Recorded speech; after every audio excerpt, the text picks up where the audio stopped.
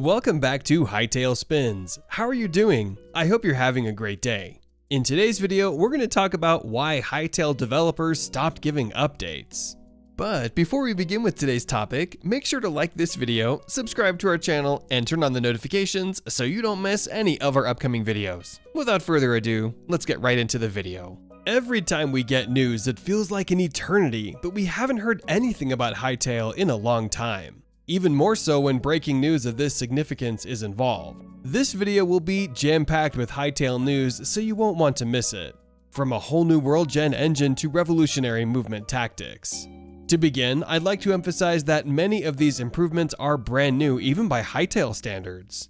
Many of these alterations may not make it into the final game, as the team has stated.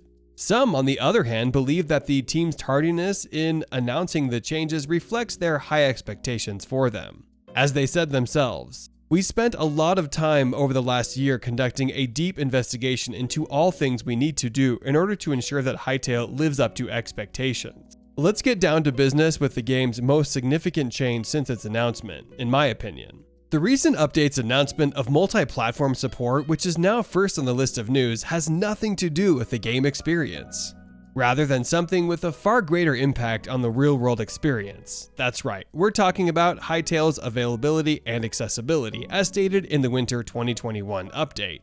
They said, "It's vitally important to us that Hytale supports a large interconnected community for many years to come.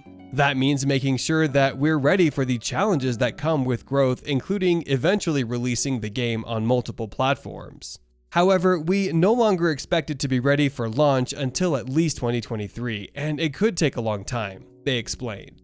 There are two key considerations driving this assessment. The first is that our capabilities as a studio have significantly improved, and the scope of what we can do has expanded. Put simply, we're better at making games than we used to be, but taking full advantage of this takes time.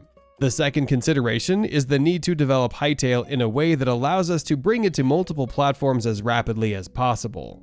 It's always been our goal to eventually release Hytale on mobile and consoles as well as PC, but it has become apparent that we were heading for a scenario where our community would ultimately find itself split across versions and devices.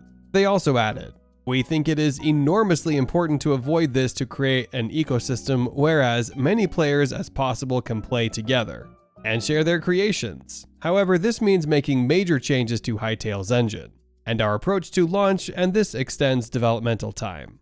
For the meantime, let's discuss what they've announced already. System of advanced movement. If you think Hytale will be another block-style game with robotic movement like Minecraft, we think you have high expectations.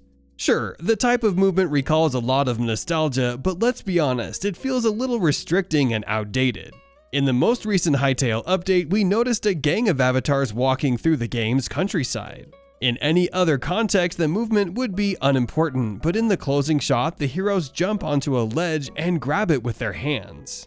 This is followed by a climbing movement, something we haven't seen in Minecraft or any other Hytale update before. This feature implies that the developers have advanced beyond basic movements and are now experimenting with more complicated ideas. Because they would not be stranded behind something that is clearly within their reach, gamers will be able to widen their exploration bounds. This brings a new degree of realism to the game that was previously unavailable owing to outdated game mechanics. Avatar personalization. We may anticipate that the creators will continue to introduce more possibilities for customizing our appearance in the game. After all, our wardrobe is a way for us to express ourselves, and the game's creators are constantly expanding these avatar perspectives by introducing new fashion and style options.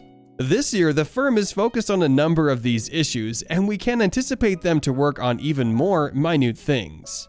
Eye color, hairstyles, and the player's physique are a few examples of what will be expanded on to accommodate individuals from various backgrounds.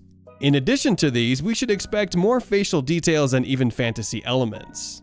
This brings us to the end of today's video. I hope you had fun watching it. Give us a like if you did, and subscribe to our channel to stay updated.